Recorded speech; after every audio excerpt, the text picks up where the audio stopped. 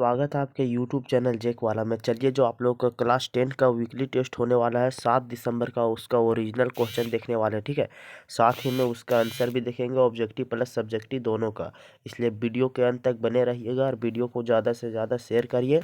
और अगर चैनल पर पहली बार आए तो चैनल को सब्सक्राइब करिए, बेल आइकन को प्रेस करिए, क्योंकि यहाँ पर वीकली टेस्ट का आंसर की एग्ज़ाम से पहले ही मिल जाता है। ठीक है, आज हम वीडियो इसलिए लेट बना रहे हैं क्योंकि आप लोग का जो क्वेश्चन पेपर है वो 5 बजे आया है, तो हम 5 बजे से 6 बजे के बीच में आप लोग को अपलोड भी कर दे रहे हैं। ठीक है, देखिए ये जनरल स्कूल का है, क्लास 10 का है, सोशल साइंस का है। ठीक है, सोशल साइंस का है, 60 मिनट का समय दिया जाएगा, 40 मार्क्स का है। ठीक है, वीकली टेस्ट का है, 7 दिसंबर का ओरिजिनल क्वेश्चन पेपर है। ठीक है, कोई लोग बोलते हैं कि फेक है, ये फेक नहीं है, ओरिजिनल क्वेश्चन पेपर है, बिल्कुल यही आएगा। ठीक है, और सोये मॉडल स्कूल का भी अपलोड कर देंगे, डिस्क्रिप्शन बॉक्स में लिंक दे देंगे। ठीक है, ये फिलहाल अभी जनरल स्कूल का है। ठीक है, तो जनरल स्कूल वाले जल्दी से अपना आंसर देखिए। ठीक है, देखिए आप लोग का पहला प्रश्न क्या रहेगा, देख लीजिए क्या है।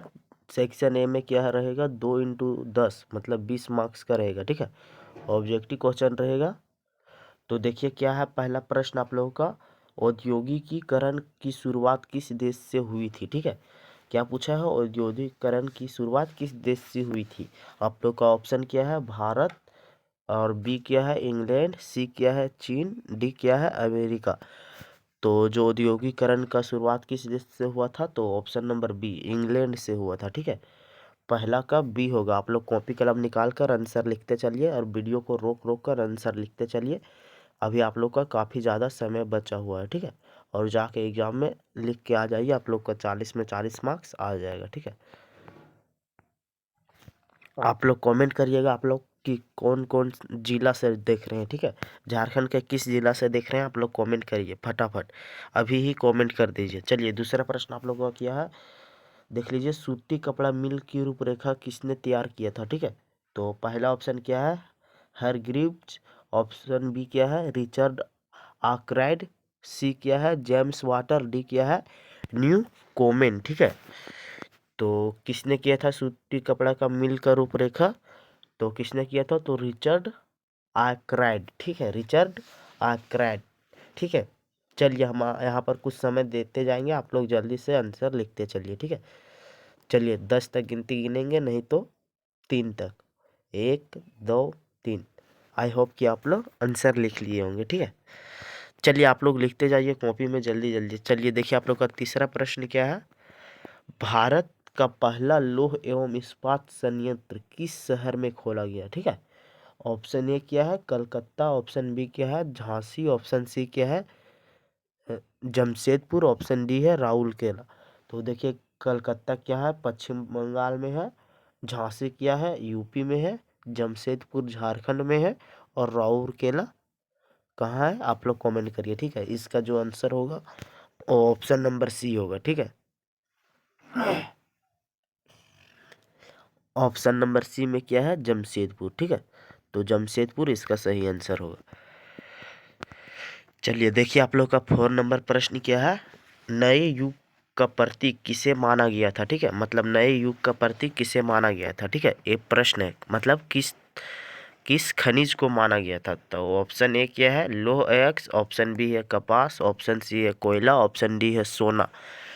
तो नए युग का प्रतीक किसे माना गया था, तो कपास को माना गया था। ठीक है, कॉटन, कॉटन को क्या बोलते हैं हिंदी में, कपास बोलते हैं। ठीक है, चलिए चलिए अगला प्रश्न देखिए आप लोग का 5 नंबर क्या है, विनिर्माण उद्योग को किस श्रेणी में रखा जाता है। ठीक है, यहाँ पर आप लोग का ऑब्जेक्टिव और सब्जेक्टिव दोनों के आंसर देखने वाले हैं, इसलिए आप लोग वीडियो के अंत तक बने रहिएगा। ठीक है, देखिए 5 नंबर प्रश्न क्या है, विनिर्माण उद्योग को किस श्रेणी में रखा जाता है। ऑप्शन ए क्या है, प्राथमिक क्षेत्रक, ऑप्शन बी है द्वितीयक क्षेत्रक, ऑप्शन सी है तृतीयक क्षेत्रक, ऑप्शन डी है इनमें से सभी। तो विनिर्माण उद्योग को किस क्षेत्रक में रखा जाता है, तो द्वितीयक क्षेत्रक में रखा जाता है। ठीक है, द्वितीयक क्षेत्रक में रखा जाता है। चलिए 6ठा नंबर देखिए आप लोग का प्रश्न क्या है, देख लीजिए, निम्न में से कौन सा देश विश्व में जूट और कच्ची जूट से बनी वस्तु का सबसे बड़ा उत्पादक देश है। ठीक है, तो ऑप्शन बी ए क्या है, अमेरिका, ऑप्शन बी क्या है भारत, ऑप्शन सी क्या है ब्राज़ील, ऑप्शन डी क्या है पाकिस्तान। तो इसका आंसर जो होगा वो भारत होगा, ठीक है। और कहीं कहीं पर आप लोग को बांग्लादेश भी दिख रहा है, ठीक है, लेकिन यह इस ऑप्शन में बांग्लादेश है ही नहीं। तो इसका आंसर जो होगा ऑप्शन नंबर बी होगा, ठीक है, भारत ही सही होगा। चलिए अब देखिए 7वां नंबर आप लोग का प्रश्न आ गया है। सकल घरेलू उत्पाद में विनिर्माण उद्योग का कितना योगदान है, ठीक है। सकल घरेलू उत्पाद में विनिर्माण उद्योग का कितना योगदान है, ठीक है। ग्रोस डेवलपमेंट प्रोडक्ट, ठीक है। सकल घरेलू उत्पाद को इंग्लिश में क्या बोलते हैं, GDP, GDP, gross development product, ठीक है, में विनिर्माण उद्योग का कितना योगदान है, ठीक है। ऑप्शन ए क्या है 27%, ऑप्शन बी है 37%, ऑप्शन सी है 17%, ऑप्शन डी है 0.7%। तो इसका राइट आंसर क्या होगा, तो देखिए इसका राइट आंसर क्या होगा, ऑप्शन नंबर सी होगा, ठीक है, 17%। चलिए अगला प्रश्न है, देखिए 8 नंबर आप लोग का क्या है, ठीक है। चलिए 8 नंबर प्रश्न क्या है, देखिए इनमें से कौन सी कृषि आधारित उद्योग नहीं है, मतलब कृषि से संबंधित उद्योग नहीं है, इनमें से कौन, जो नीचे दिया गया है उनमें से कौन है जो कृषि मतलब खेती से संबंधित आधारित उद्योग नहीं है, ठीक है। ऑप्शन ए क्या है रबर, ऑप्शन बी है लौह इस्पात उद्योग, ऑप्शन सी है जूट, ऑप्शन डी है चीनी। तो देखिए चीनी तो खेती से होता है, मतलब गन्ना से बनता है, जूट भी खेती से होता है और रबर भी खेती से होता है। तो इसका राइट आंसर क्या होगा, ऑप्शन नंबर बी होगा, ठीक है, लौह इस्पात उद्योग, यही इसका सही आंसर होगा, ठीक है। इसका आंसर ऑप्शन नंबर बी सही होगा। चलिए अगला प्रश्न देखिए 9 नंबर क्या है, लोकतांत्रिक शासन व्यवस्था का कौन सा मूल्य नहीं है, ठीक है। लोकतांत्रिक शासन व्यवस्था में कौन सा मूल्य नहीं होता, ठीक है। देखिए क्या है आप लोग का ऑप्शन, देखिए ऑप्शन क्या है समानता, ऑप्शन बी है विधि का शासन, ऑप्शन सी है न्याय, ऑप्शन डी है अहिंस अहिंसनुता, ठीक है। तो देखिए इसका नो का आंसर आप लोग का जो गूगल में दिखा रहा है वो तो इसका आंसर नहीं दिखा रहा है, लेकिन इसका हम राइट आंसर क्या बोलेंगे, देखिए लोकतांत्रिक शासन व्यवस्था में तो समानता तो होती है, विधि का शासन भी होता है, न्याय भी होता है, लेकिन ऑप्शन नंबर डी, ठीक है, यही ऑप्शन नंबर डी ही सही होगा, क्या है असहिष्णुता, ठीक है, यही इसका राइट आंसर होगा। चलिए अगला प्रश्न देखते हैं हम लोग, कितना नंबर 10 नंबर, प्रेस की स्वतंत्रता किस प्रकार की शासन व्यवस्था में पाई जाती है, ठीक है। मतलब प्रेस की स्वतंत्रता किस प्रकार की शासन व्यवस्था में पाई जाती है। तो ऑप्शन ए देखिए जनतंत्र, ऑप्शन बी है सैनिक तंत्र, ऑप्शन सी है राजतंत्र, ऑप्शन डी है कुलीन तंत्र, ठीक है।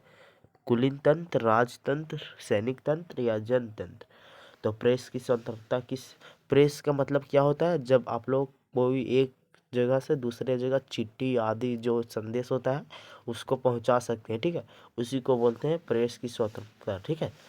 तो डेमोक्रेसी, ठीक है, डेमोक्रेसी इसका राइट आंसर होगा, मतलब जनतंत्र, जनता का तंत्र क्या कहलाता है, जनतंत्र, ठीक है। तो इसका आंसर ए सही होगा, ठीक है, 10 का ए।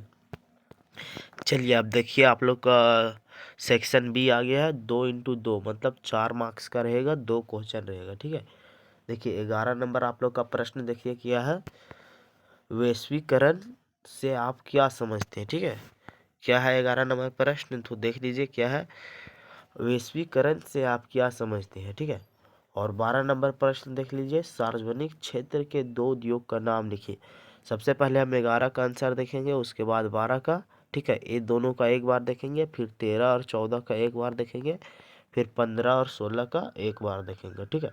तो सबसे पहले हम यहाँ देखेंगे 11 और 12 को। चलिए हम 11 और 12 का उत्तर देखते हैं, ठीक है। तो चलिए हम लोग आ गए हैं, क्या है वैश्वीकरण किया है, ठीक है। यहाँ वैश्वीकरण क्या था, वहाँ वैश्वीकरण का अर्थ पूछा था, दोनों का सवाल एक ही है, ठीक है। तो देखिए क्या है वैश्वीकरण क्या है, तो देखिए साधारण भाषा में वैश्वीकरण का अर्थ होता है अपनी अर्थव्यवस्था और विश्व अर्थव्यवस्था में सामंजस्य स्थापित करना। इसके अंतर्गत अनेक विदेशी उत्पादक अपना माल और सेवाएं बेच सकते हैं और इसी प्रकार हम अपने देश में नियमित माल को सेवाओं को दूसरे देशों में बेच सकते हैं। ठीक है। इस प्रकार वैश्वीकरण के कारण विश्व के विभिन्न देश अंतर्राष्ट्रीय स्तर पर पारस्परिक रूप से एक दूसरे पर निर्भर हो जाते हैं। ठीक है। पारस्परिक रूप से मतलब एक दूसरे पर निर्भर हो जाते हैं। ठीक है। अब 12 नंबर का प्रश्न क्या था? तो क्या था 12 नंबर का प्रश्न? दो ऐसे उद्योग का उदाहरण दीजिए जो सार्वजनिक हो। ठीक है। तो चलिए उसका उदाहरण लिखिए जल्दी से। चलिए हम इसी पर बता देते हैं। ठीक है।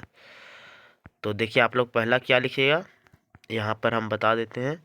आप लोग चलिए पहला लिखिए आप लोग और दूसरा लिखिए। ठीक है। तो पहला लिखिए आप लोग जे के सीमेंट उद्योग। ठीक है। जे के सीमेंट उद्योग। ठीक है। और दूसरा नंबर लिखिएगा आप लोगों बोकारो लौह इस्पात उद्योग। ठीक है। बोकारो लौह इस्पात उद्योग। ठीक है। उद्योग। ठीक है। आई होप कि आप लोग 11 और 12 का आंसर लिख लिए होंगे। ठीक है।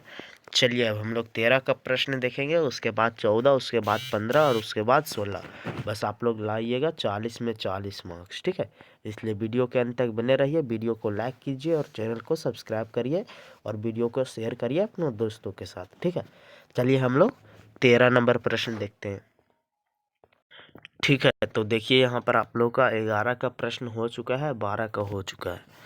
चलिए हम लोग 13 का देखते हैं। ये 2 × 3 मतलब 2 प्रश्न है, 3 मार्क्स का रहेगा। ठीक है। दोनों 3-3 मार्क्स का है। तो देखिए पहला आप लोग का 13 नंबर क्या है? लौह इस्पात उद्योग आधारभूत उद्योग क्यों कहा जाता है? ठीक है। मतलब लोहा इस्पात उद्योग है वो आधारभूत उद्योग क्यों कहा जाता है, वही इसका आंसर लिखना है। और 14 नंबर क्या है? लोकतंत्र की सफलता लिए 3 शर्तों का उल्लेख करें। ठीक है। लोकतंत्र कब सफल हो सकता है, इसका 3 कारण का उल्लेख करना है। तो चलिए हम लोग 13 और 14 का आंसर एक बार देखेंगे। ठीक है। चलिए हम लोग इसका आंसर देखते हैं। ठीक है। तो ये 13 का आंसर है। ठीक है। 13 का क्या था? 13 का आंसर लौह इस्पात उद्योग आधारभूत उद्योग क्यों कहलाता है। ठीक है। लौह इस्पात उद्योग, बस इतना केवल लिख देंगे। ठीक है। इतना में आप लोग समझ जाइएगा। ठीक है। ये 13 का आंसर है। ठीक है। यहाँ सब्सक्राइब कर लीजिए। ठीक है। सब्सक्राइब कर लीजिए चैनल को, वीडियो को लाइक कर लीजिए और कमेंट करिए। ठीक है कि आप लोग किस किस जिला से देख रहे हैं। ठीक है। तो देखिए 13 का आंसर क्या है? लौह इस्पात उद्योग आधारभूत उद्योग क्यों कहलाता है। तो इसका आंसर लिखिएगा आप लोग, यह आधुनिक औद्योगिक ढांचे को आधार और राष्ट्रीय शक्ति का मापदंड है। लौह इस्पात उद्योग का बनाने उपयोग मशीनों, रेलवे लाइन, यातायात के साधन, रेल पुल, जलयान, यस्त्र शस्त्र एवं कृषि यंत्र आदि बनाने में किया जाता है। इसलिए लौह इस्पात उद्योग को आधारभूत उद्योग कहा जाता है। नहीं तो अगर आप लोग अपने शब्दों में लिखिएगा तो लिखिएगा कि लौह इस्पात उद्योग को आधारभूत उद्योग इसलिए कहते हैं क्योंकि हमारे आसपास जितने भी संसाधन है, लौह के संसाधन है, जैसे हो गया आप लोग का दरवाज़ा हो गया, ठीक है, खिड़की हो गया या चापाकल हो गया, या फिर आप लोग का जितना भी साइकिल हो गया, मोटरसाइकिल हो गया, जितना भी आप लोग का जो होता है वो सभी लोहा से बना है। इसलिए हम इसलिए लौह इस्पात उद्योग को आधारभूत उद्योग इसलिए बोलते हैं। ठीक है।